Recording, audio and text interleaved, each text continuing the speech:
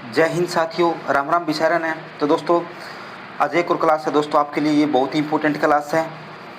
इस क्लास में से ना दोस्तों आपको एग्ज़ाम में एक क्वेश्चन देखने को मिलेगा। ये क्वेश्चन बहुत ही इंपॉर्टेंट है। साथ में नोटबुक लेके साथ के साथ नोट करना है दोस्तों, और इनका बार बार रिवीजन करना है ताकि आपकी ट्रेड पर अच्छी पकड़ हो और आपका स्कोर अच्छा हो। तो चलो दोस्तों, क्लास स्टार्ट करते हैं। क्वेश्चन नंबर 1, एबीसी एनालिसिस किस आधार पर की जाती है? तो इसका आंसर है वार्षिक खपत मूल्य के आधार पर। क्वेश्चन नंबर 2, वीडी एनालिसिस का उपयोग किसके लिए किया जाता है? तो इसका आंसर है वस्तुओं की महत्वपूर्णता के आधार पर वर्गीकरण हेतु। प्रश्न नंबर 3, एफएसएन एनालिसिस का आधार क्या है? तो इसका आंसर है सामग्री की गति यानी मूवमेंट। एफएसएन का मतलब दोस्तों fast moving, slow moving, non moving. ये थोड़ा ध्यान से पढ़ना दोस्तों, पीछे ही पढ़ाया है। एचएमएल एनालिसिस किस आधार पर होती है? तो इसका आंसर है इकाई मूल्य के आधार पर यानी आई मीडियम लो। प्रश्न नंबर 5, एसडीई एनालिसिस किस आधार पर की जाती है? तो इसका आंसर है साथियों सामग्री की उपलब्धता के आधार पर। प्रश्न नंबर 6, XYZ एनालिसिस किस आधार पर होती है? तो इसका आंसर है स्टॉक के मूल्य के आधार पर।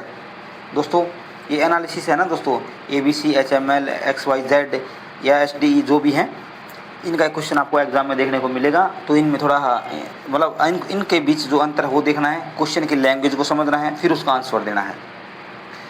प्रश्न नंबर 7, रीऑर्डर लेवल क्या है? तो इसका आंसर है वह स्तर जहां नया ऑर्डर दिया जाता है। प्रश्न नंबर 8, ऑर्डरिंग कॉस्ट क्या है? तो इसका आंसर है सामग्री का ऑर्डर देने में आने वाला कुल खर्च ऑर्डरिंग कॉस्ट कहलाता है। प्रश्न नंबर 9, ऑर्डरिंग कॉस्ट में कौन कौन से खर्च शामिल होते हैं? तो इसका आंसर है खरीद प्रक्रिया, टेलीफोन, डाक, परिवहन, निरीक्षण और दस्तावेजीकरण का खर्च।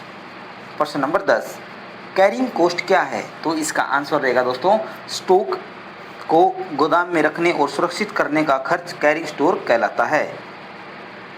प्रश्न नंबर 11, कैरिंग कॉस्ट में कौन कौन से खर्च शामिल होते हैं? तो इसका आंसर है गोदाम, किराया, बीमा, सुरक्षा, रखरखाव, खराबी और पूंजी लागत। प्रश्न नंबर 12, ईओक्यू का मुख्य उद्देश्य क्या है? तो इसका आंसर रहेगा दोस्तों ऑर्डरिंग कॉस्ट और कैरिंग कॉस्ट को न्यूनतम करना।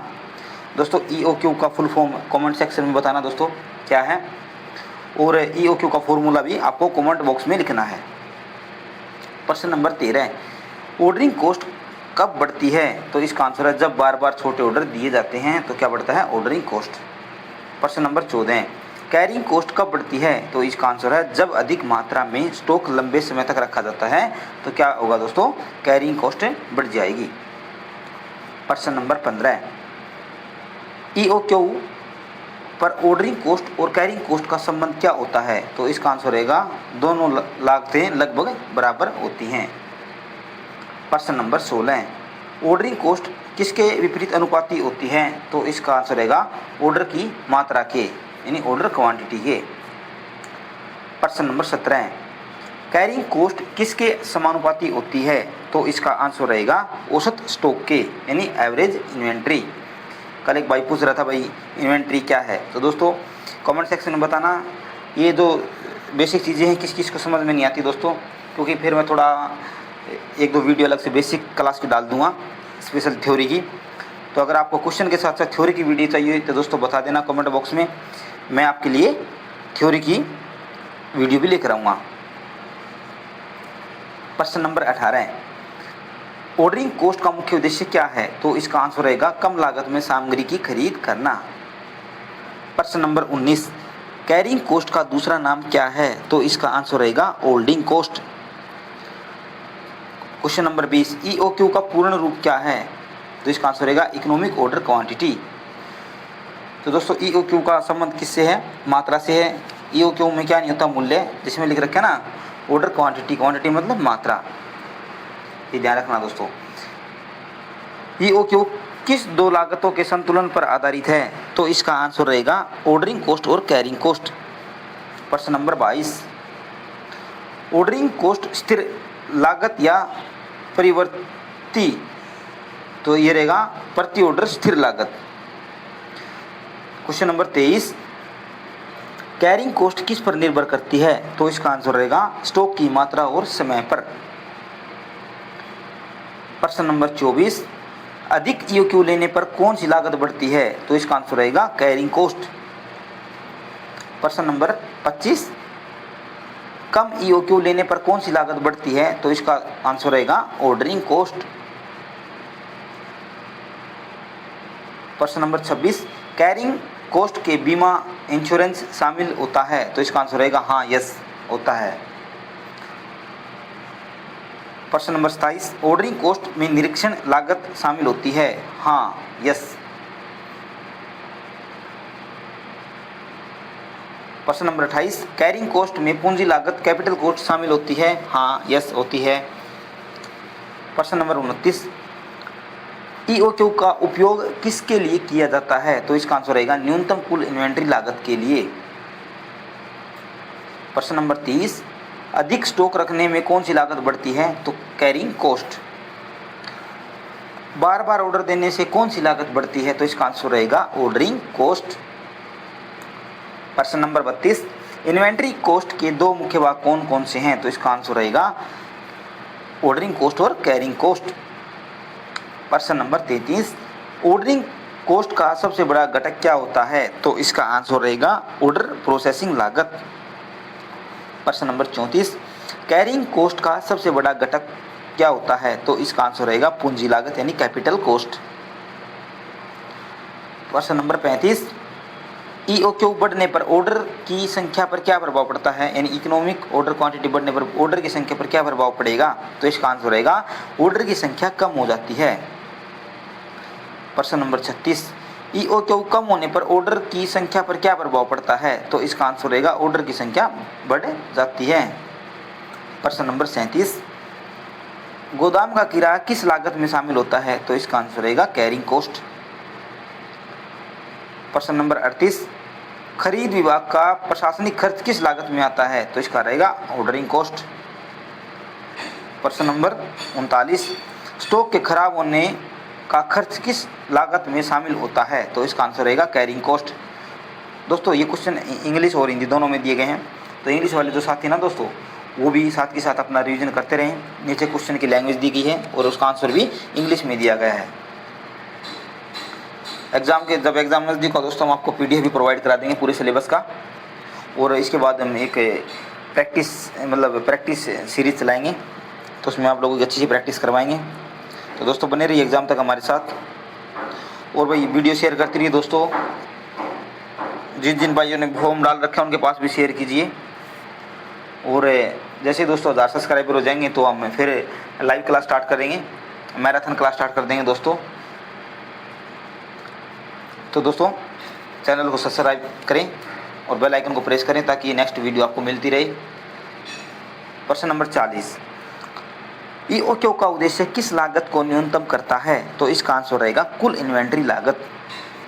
देखो दोस्तों हम आपका समय तो खराब कर नहीं रहे साथियों। देखो वीडियो क्वेश्चन आपके सामने हैं और बिल्कुल 10-10, 12-12 मिनट की वीडियो दोस्तों, इसमें हम आपको ना पूरे 50 क्वेश्चन करवा रहे हैं। तो वैसे ही देख लेना, आप 50 क्वेश्चन अगर करवाते हैं तो कम से कम कोई 25-30 मिनट लेते हैं, तो नहीं दोस्तों हम इतने कम समय में आपको इतने अधिक और इतने अच्छे क्वेश्चन दे रहे हैं दोस्तों। प्रश्न नंबर 41, कम स्टॉक रखने से कौन सी लागत बढ़ती है? तो इसका आंसर रहेगा ऑर्डरिंग कॉस्ट। प्रश्न नंबर 42, अधिक स्टॉक रखने से कौन सी लागत बढ़ती है? तो इसका आंसर रहेगा कैरिंग कॉस्ट। प्रश्न नंबर 43, बीमा प्रीमियम किस लागत का भाग है? तो यह आंसर रहेगा कैरिंग कॉस्ट। प्रश्न नंबर 44, परिवहन व्यवस्था का खर्च किस लागत में शामिल हो सकता है? तो इसका आंसर रहेगा ऑर्डरिंग कॉस्ट। प्रश्न नंबर 45, निरीक्षण का खर्च किस लागत में आता है? तो इसका आंसर रहेगा ऑर्डरिंग कॉस्ट। प्रश्न नंबर 46, स्टॉक पर लगने वाला ब्याज किस लागत में शामिल होता है? तो इसका आंसर रहेगा कैरिंग कॉस्ट। प्रश्न नंबर 47, ईओक्यू मॉडल किस प्रकार की मांग को मानकर चलता है? तो स्थिर मांग यानी कौन सी? Constant demand. प्रश्न नंबर 48, ईओक्यू मॉडल में लीड टाइम कैसा माना जाता है? तो इसका आंसर रहेगा कांस्टेंट यानी स्थिर। प्रश्न नंबर 49, ईओक्यू मॉडल में स्टॉक आउट सामान्य माना जाता है? नहीं, 9। प्रश्न नंबर 50, ईओक्यू मॉडल का उपयोग किस क्षेत्र में अधिक होता है? तो इन्वेंट्री नियंत्रण में, इन्वेंट्री कंट्रोल में। इन्वेंट्री कंट्रोल का क्वेश्चन दोस्तों आएगा एग्जाम में, थोड़ा इसको ध्यान से पढ़ना है। लेकिन दोस्तों मैं आपको फिर से बता रहा हूँ, अगर किसी भाई को जो बेसिक से तैयारी कर रहे हैं, अगर आपको ये लगे कि सर हमें साथ साथ थ्योरी का रिवीजन करना है, तो मैं अलग से प्ले लिस्ट में एक थ्योरी की क्लास स्टार्ट कर दूंगा, तो बता देना दोस्तों, कमेंट बॉक्स में एक बार ज़रूर बताएं। प्रश्न नंबर 51, ऑर्डरिंग कॉस्ट कम करने का सबसे अच्छा तरीका क्या है? तो इसका आंसर रहेगा ऑर्डर की संख्या कम करना। प्रश्न नंबर 52, कैरिंग कॉस्ट कम करने का सबसे अच्छा तरीका क्या है? तो इसका आंसर रहेगा अतिरिक्त स्टॉक कम रखना। प्रश्न नंबर 53, ईओक्यू में कुल लागत न्यूनतम कब होती है? तो इसका आंसर रहेगा ऑर्डरिंग कॉस्ट और कैरिंग कॉस्ट बराबर हो। प्रश्न नंबर 54, ईओक्यू का मुख्य लाभ क्या है? तो इसका आंसर रहेगा कुल इन्वेंट्री लागत कम होती है। प्रश्न नंबर 55, कौन सी लागत ऑर्डर की संख्या बढ़ने पर बढ़ती है? तो इसका आंसर रहेगा ऑर्डरिंग कॉस्ट। प्रश्न नंबर 56, कौन सी लागत औसत स्टॉक बढ़ने पर बढ़ती है? तो इसका आंसर रहेगा कैरिंग कॉस्ट। तो दोस्तों ये कुछ एग्जाम्पल है दोस्तों, थोड़ा ध्यान से देख लेना। ये अपने इनको एग्जाम्पल को दोस्तों देखो लास्ट में है वो, थोड़ा इसको ध्यान से देखना इन चीज़ों को। ये मैं आपको ये नोट करना दोस्तों, इससे आपको ना पता चल जाएगा कैरिंग कॉस्ट का, ऑर्डरिंग कॉस्ट का जो भी है। देखो दोस्तों ये आपके सामने है, तो ये नोटबुक में नोट कर लेना। ऑर्डरिंग कॉस्ट आदेश लागत, इसके एग्जाम्पल क्या क्या है? परचेज रिक्विजिशन यानी खरीद मांग पत्र तैयार करना, जैसे स्टोर कीपर ने 1000 नट बोल्ट की मांग भेजी, ये किस में आएगा? आदेश में। Purchase order, supplier purchase order जारी करना, टेलीफोन ईमेल कॉस्ट, ये भी किस में शामिल है? आदेश में है। ट्रांसपोर्ट अरेंजमेंट यानी परिवहन व्यवस्था, माल लाने के लिए ट्रांसपोर्ट बुक करना, ये किस में आएगा? आदेश में आएगा। इंस्पेक्शन कॉस्ट यानी निरीक्षण खर्च, प्राप्त सामान की गुणवत्ता की जांच करना, ये भी किस में है? आदेश लागत में है। डॉक्यूमेंटेशन कॉस्ट यानी दस्तावेजीकरण, जीआरएन यानी गुड रिसीव्ड नोट, इनवॉइस और परचेज फाइल तैयार करना, ये भी किस में है? आदेश लागत में है। फॉलो अप कॉस्ट, सप्लायर से डिलीवरी की स्थिति पूछना, ये भी किस में है? आदेश लागत में। और रिसीविंग कॉस्ट यानी माल प्राप्ति खर्च, ये भी किस में है? ये आपका गोदाम में माल रखना, उतारना, प्राप्त करना, ये भी आदेश लागत के उदाहरण है। और दोस्तों कैरिंग कॉस्ट के एग्जाम्पल ये हैं, वेयर हाउस रेंट यानी गोदाम किराया, स्टोर का मासिक किराया देना, ये किस में है? भंडार लागत में। इंश्योरेंस कॉस्ट यानी बीमा, ये भी किस में है? भंडार लागत में यानी कैरिंग कॉस्ट में। सिक्योरिटी कॉस्ट सुरक्षा खर्च, ये भी किस में है?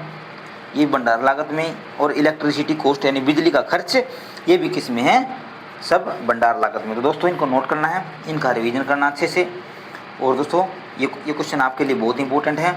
हम आपको ना 2,500 से 3,000 क्वेश्चन करवाएंगे एसकेटी के, और बार बार थोड़ा उनका रिवीजन भी करवाएंगे साथ के साथ, और लास्ट में प्रैक्टिस सेट करवाएंगे दोस्तों। तो आप हमारे साथ जुड़े रहिए। तो मिलते हैं नेक्स्ट वीडियो में। जय हिंद।